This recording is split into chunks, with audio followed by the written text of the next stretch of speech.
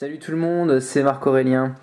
Alors, dans cette vidéo, je vais vous faire un petit comparatif des claviers entre le Palm Pre Plus, le Palm Pre 2 et tiens, aussi le Palm Pixie.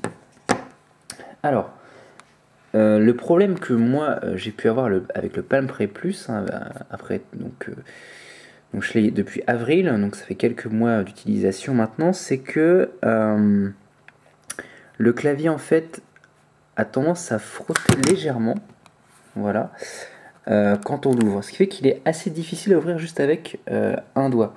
Donc avec un doigt comme ça, il est relativement difficile à ouvrir. Il faut vraiment avoir, entre guillemets, la technique, c'est-à-dire vraiment le prendre de ce côté-là pour l'ouvrir. Sinon, donc, on l'ouvre avec deux mains comme ça, sans problème. Mais avec une main, on sent que au niveau des charnières, en fait, à ce moment-là, il y a du frottement, en fait, quelque part. Voilà. Donc ça a été amélioré sur la version Plus que j'ai entre les mains. Et il faut savoir qu'avec la version originale, apparemment, eh bien c'était le clavier était encore plus problématique. Voilà. Donc, ok. Maintenant, sur le Palm Pre 2, le glissement du clavier se fait sans aucun souci.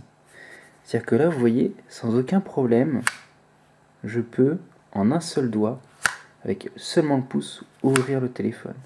Ce qui, en faisant le même geste ici, est beaucoup plus difficile. Voilà. Et en règle générale, en tant qu'utilisateur de près, on a rarement les deux mains libres.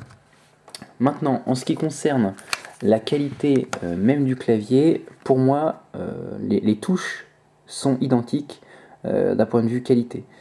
J'ai pas vu de différence. Voilà. Après, sur le forum de Palm Pre France, il y a quelques-uns d'entre vous qui m'ont posé la question: quelle est la différence entre le clavier d'un Pre et d'un Pixie? Alors, difficile de montrer ça sur une vidéo. En tout cas, sur un Pixie, quand vous allez toucher le clavier, vous allez entendre un cliquetis. Alors, je sais pas si on entend. On entend un cliquetis. Et on a vraiment l'impression que quand on touche bien le bouton, on enfonce vraiment et on déclenche un cliquetis. C'est pas du tout le cas sur le Pre 2 ou le Pre Plus. On a un cliquetis qui est quasiment inexistant. On a un petit peu moins l'impression d'enfoncer la touche en fait. Voilà, quand on appuie, on a moins l'impression que la touche s'enfonce par rapport au clavier du Pixie. Moi, globalement, je trouve que le clavier du Pixie est quand même mieux, plus agréable que celui du Pre. Après, donc, le problème du Pixie, c'est que voilà, il est moins puissant globalement, et puis il a un écran plus petit. Donc, après, c'est selon les goûts de chacun. Si vous voulez avoir le grand écran ou le clavier, hein, soit orienté, on va dire, messagerie, soit orienté plutôt médias, jeux, etc. Bon, après, c'est selon les goûts de chacun. Voilà, donc c'est dit. Donc le Palm Pre 2, hein, il améliore vraiment largement le coulissement du clavier, et ça c'est vraiment super agréable. Il le souligne pas assez, je trouve, dans leur argumentaire de pub.